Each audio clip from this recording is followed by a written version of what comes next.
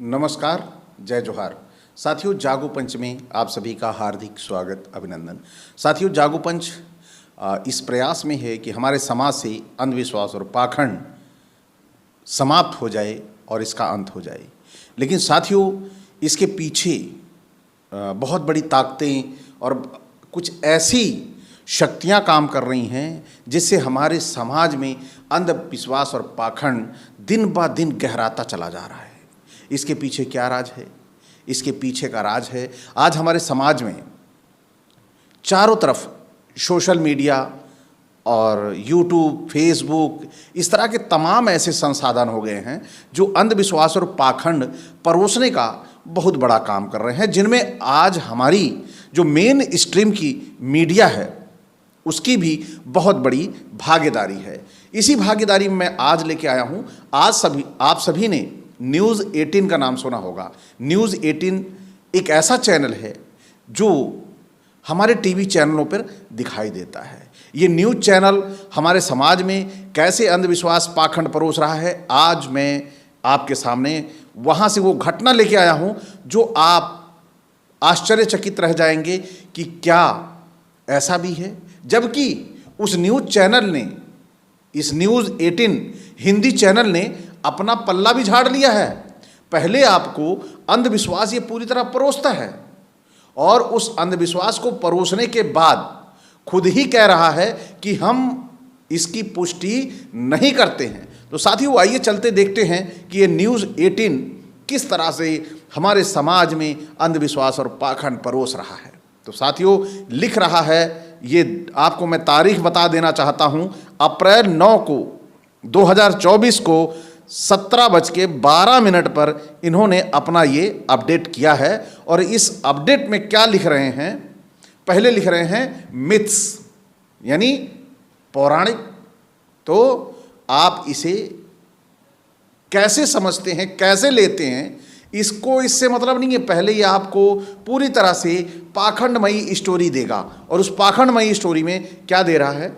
आकाश मार्ग से जा रही थी देवी, बाल गोपालों ने दी आवाज, वहीं उतर आई माता, शैतानों को भगाने आते हैं श्रद्धालु। देखिए कैसे इन्होंने आपके सामने परोसने का काम किया है। आकाश मार्ग से माता जा रही थी और बाल गोपाल नीचे से जब बोले आ जाओ नीचे, तो वो आ गई।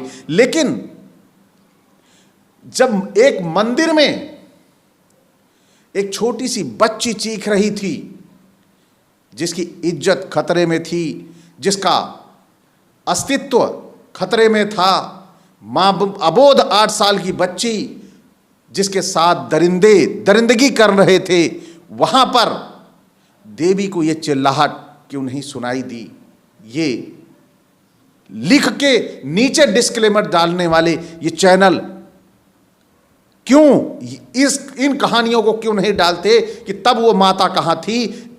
तब हम बात करते कि वास्तव में हमारे समाज में मीडिया भी काम कर रहा है। लेकिन साथियों, इस कहानी को इन्होंने चटकारे लेके डाला है और ये चटकारा मैं आप सबको सुनाऊंगा। लिखा है इन्होंने, प्रचलित कथाओं के आधार पर मंदिर के पुजारी और ट्रस्टी देवी लाल ने बताया कि बंक्या रानी माता बकेसुर राक्षस का वध कर बांकेगढ़ में प्रकट हुई।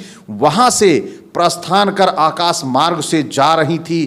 प्राचीन बदनौर प्रांत के अमेसर के जंगलों में बाल गोपाल पशु चरा रहे थे। उन्हें यह दिखाई दी और वे चिल्ला उठे। पुकारने पर माता भवानी अपनी यात्रा स्थगित कर वर्तमान में स्थापित मूर्ति की जगह उतर आईं और उस जगह पाषाण का रूप धारण कर लिया। तब से माता यहीं विराजती हैं। यानी उनको चाहे खाने को मिले चाहे ना मिले, वो ऊपर से जा रही थी और बाल गोपाल चिल्लाए, पशु चिल्ला रहे थे, उन्होंने चिल्ला उठे कि वो माता जा रही हैं और माता जी चल पड़ी, हाजिर हो गई। लेकिन निर्भया चिल्ला रही थी दिल्ली में, तब वो माता कहाँ थी? क्या आकाश में वो जा नहीं रही थी या अपनी जगह पे बैठी कान में रुई डाले हुए थी? क्या ये किसी ने, न्यूज़ चैनल ने ये लिखा या डाला? लेकिन नहीं, यहाँ पर बाल गोपाल चिल्ला रहे थे और वो माता जा रही थी। उनके चिल्लाने पे माता आके वहाँ के मंदिर में जो मूर्ति थी उसी में उतर के रह गई, वहाँ के आगे वो गई ही नहीं। फिर देखिए रिपोर्ट रवि पायक, जो रिपोर्ट लिखी है रवि पायक जी ने लिखी है, यह आप सभी को मैं बता रहा हूँ। भीलवाड़ा चैत्र नवरात्रि की शुरुआत हो चुकी है। नवरात्रि के 9 दिन भक्त माता रानी की अलग अलग प्रकार से उपासना करते हैं। आज हम आपको मेवाड़ के प्रवेश द्वार कहे जाने वाले भीलवाड़ा के ऐसे मंदिर के बारे में बताने जा रहे हैं जो न केवल अपनी प्राचीनता बल्कि अपने चमत्कारिक किस्सों के लिए भी मशहूर है। ये भीलवाड़ा का वही मंदिर है जो आप सभी इस जो मिथ है वो प्रसारित होता है और आप सभी देखते हैं। तो साथियों, हमारे समाज में जो ये पौराणिक ग्रंथों के आधार पर या सुनी सुनाई बातों के आधार पर हमें जो कहानी परोस दी जाती है, यह बड़ी ही अजीबोगरीब होती है और हमारे समाज में इन कहानियों के बारे में बड़े ही रोचकता के साथ चटकारे लेकर उन्हें परोसा जाता है। तो यहाँ पर क्या कह रहे हैं कि जो भीलवाड़ा का मंदिर के बारे में बताने जा रहे हैं जो चमत्कारिक और मशहूर है, इसके बारे में सभी जानते हैं। ये है भीलवाड़ा जिले के आसिंद में स्थित बंक्या रानी माता मंदिर। मंदिर करीब 1100 साल पुराना है। आज इस मंदिर की खासियत की बात की जाए तो यहाँ दर्शन के लिए भीलवाड़ा, चित्तौड़गढ़, अजमेर, राजसमंद सहित प्रदेश भर से श्रद्धालु आते हैं। प्रेत बाधा से जुड़ा किस्सा, यहाँ से प्रेत बाधा भी दूर हो जाती है। मंदिर ट्रस्ट के अध्यक्ष लक्ष्मीला गुजर इस मंदिर के बारे में विस्तार से बताते हैं कि बंक्या रानी माता मंदिर एक पहाड़ की चोटी पर स्थित है। यहाँ पर हनुमान जी, भगवान भैरव, माता बंक्या रानी का प्रसिद्ध स्थान है। कहते हैं प्रेत बाधा यहाँ दूर हो जाती है। यहाँ शनिवार और रविवार को विशेष भीड़ रहती है। मंदिर के पास तालाब है, लोग उसमें स्नान करते हैं। पुजारी कहते हैं कि मंदिर परिसर में आते ही बीमारी से ग्रस्त रोगी के आचार विचार में भी परिवर्तन आ जाता है। नवरात्रि में तो कई परिवार यहाँ 9-9 दिन रहते हैं और सबसे बड़ी बात तो यही कि वहाँ 9-9 दिन वो लोग आकर रहते हैं और जानते हैं कि वहाँ पर माता आती हैं और वहाँ पर माता केवल उन बच्चों के जो जानवर चरा रहे थे उन्होंने माता जा रही है कह के माता को रोक लिया और वहीं पे माता रह गई। लेकिन वो माता निर्भया की बात नहीं सुनी और वहाँ पर बहुत सारे आसपास राजस्थान में या आसपास दिल्ली में जो घटनाएं होती हैं वहाँ की बातें इन माता को सुनाई नहीं देती है। लेकिन फिर भी ये अभी आप देखिएगा, इन्होंने उनकी बड़ाई और प्रशंसा में कासिदे लिखे हैं, लेकिन लास्ट में जब डिस्क्लेमर इनका देखेंगे तो आप आश्चर्यचकित रह जाएंगे कि कैसे इन्होंने कहानी, अंधविश्वास और पाखंड भी आपको परोस दिया और डिस्क्लेमर भी इतना भयंकर दे दिया कि वो दोषी नहीं कहलाएंगे। अब देखिए, मंदिर जाने के लिए ये रास्ता चुने तो चलिए इसको हम स्किप मारते हैं क्योंकि हमें उस मंदिर पर जाना नहीं है। यहाँ बंक्या रानी पर फिल्म भी बनी है और दूसरी बात, यहाँ पर जो फिल्म बनी थी उसे अंतर्राष्ट्रीय पदक से नवाजा भी गया था। और बंक्या रानी की गाथा थोड़ी आपको सुना दूं जो हमारे इस रिपोर्टर ने विशेष कवरेज की है। प्रचलित कथाओं के आधार पर मंदिर के पुजारी और ट्रस्टी देवीलाल ने बताया, बंक्या रानी माता बकेसुर का वध करके बांकेगढ़ में प्रकट हुई। वहाँ से प्रस्थान कर आकाश मार्ग से जा रही थी। प्राचीन बंदरोर प्रांत के आमेसर के जंगलों में बाल गोपाल पशु चरा रहे थे, वह उन्हें दिखाई दी और चिल्ला उठे। पुकारने पर माता भवानी अपनी यात्रा स्थगित कर वर्तमान में स्थापित मूर्ति की जगह उतर आईं और उस जगह पाषाण का रूप धारण कर लिया और वो माता वहीं विराजी रहीं। वही मंदिर वहाँ पर वह स्थापित है जो उन बाल गोपालों के ऐसे चिल्लाने से आ गई थी, वह बंक्या रानी। लेकिन आपकी तकलीफों पर चिल्लाने से माता नहीं आएंगी, इसका दावा मैं करता हूं। और उन छोटी छोटी बच्चियों की जब इज्जत लूट रही होती है, जो दरिंदे इज्जत लूट लेते हैं, वहां पर ये माता आकाश मार्ग से नहीं जा रही होती हैं, ये उसी पाषाण में बैठी रहती हैं जो निकल के नहीं आ पाती हैं। लेकिन हम उस पाषाण को दौड़ दौड़ कर पूजते रहते हैं और उसे अपनी माता बताते रहते हैं। आइए चलते हैं। बच्चे ने शीश अर्पित किया। अब बताइए, यहां पर एक बच्चा छोटा सा इनको शीश अर्पित कर देता है, ये पुनः उस बच्चे को जीवित नहीं कर पाती हैं, तो एक ये माता कहलाने योग्य है क्या? एक बच्चा अपनी गर्दन काट के उन्हें दे दे तो क्या कौन सी मां है अपने बच्चे की उस शीश को बर्दाश्त कर लेगी? कौन है ऐसी मां जो पृथ्वी पर उसके आगे सिर काट के चढ़ा दिया जाए और वो सहर से उसे स्वीकार कर ले? यही इस कहानी में यही आपको विशेष था जो मैं आपको बताना चाहता था। देवी के बारे में एक और किंवदंती है, इसे किंवदंती कहेंगे क्योंकि इनको डिस्क्लेमर में भी डालना है कि यह प्रमाणिक नहीं है, यह केवल एक किंवदंती है। तो क्या करें, यहां रहने वाला ईश्वरदास पंवार निसंतान था। देवी की कृपा से उसे बच्चा हुआ। इसके बदले में महिषासुर भैंसे की बलि देनी थी। अब देखिए यहाँ पे महिषासुर बलि भैंसे की बलि देनी थी, तो इन लोगों की भाषा शैली थोड़ी ध्यान दीजिएगा आप सभी लोग। लेकिन ईश्वरदास जो अपना वादा था वो भूल गया था।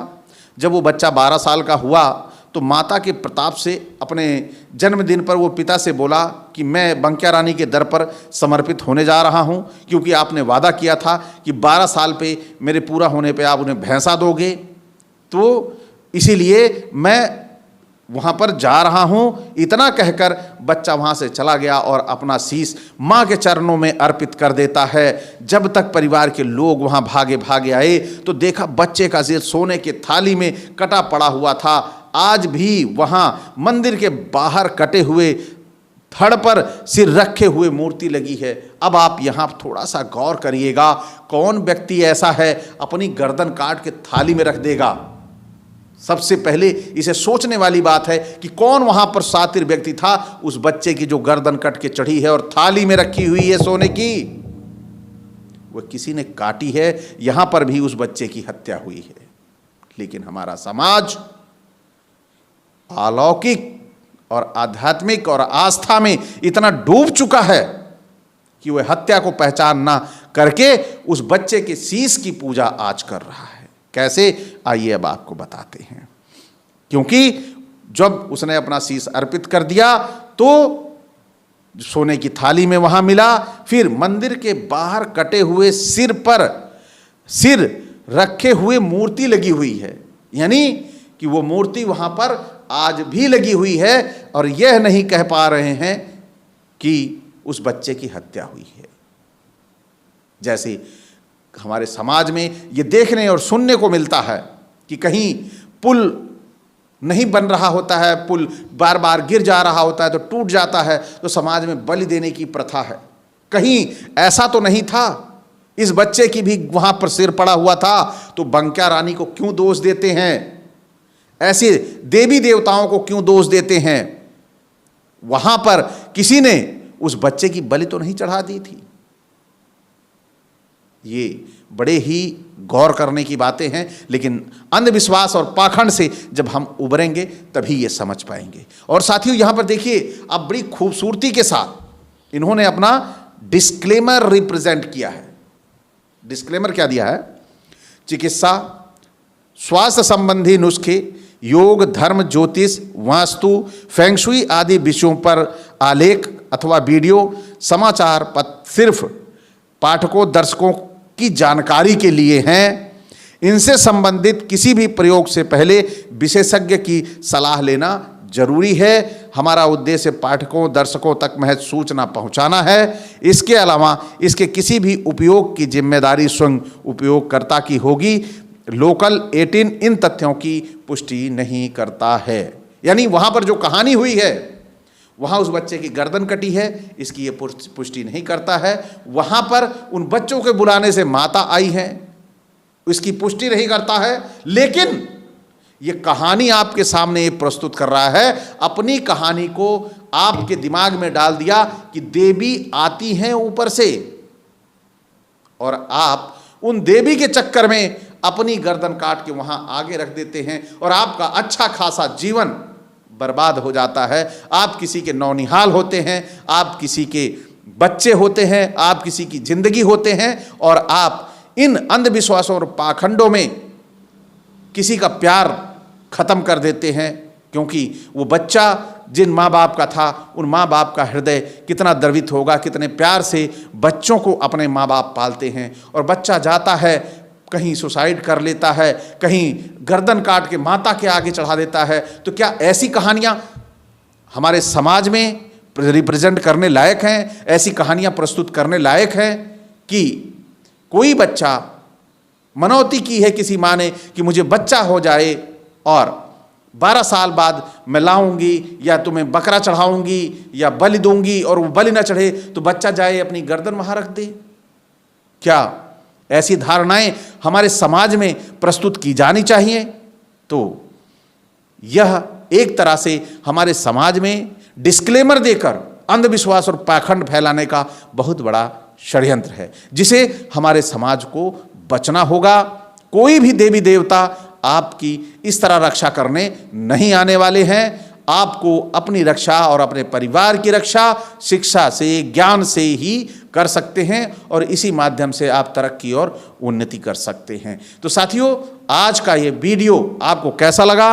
अच्छा लगा हो तो लाइक करें, तो साथ ही सब्सक्राइब करना ना भूलें, और जो नए साथी हैं सब्सक्राइब जरूर करें और बेल आइकन की घंटी भी दबाएं, जिससे हमारे वीडियो का नोटिफिकेशन भी आप तक पहुंच जाए। तो बस इसी एक आग्रह के साथ कि आप सभी इन कहानियों के जो रूप हैं, स्वरूप हैं, और इनकी जो भावना है ये देने की, इसको समझने का प्रयास करिए और अंधविश्वास और पाखंड से मुक्त होइए।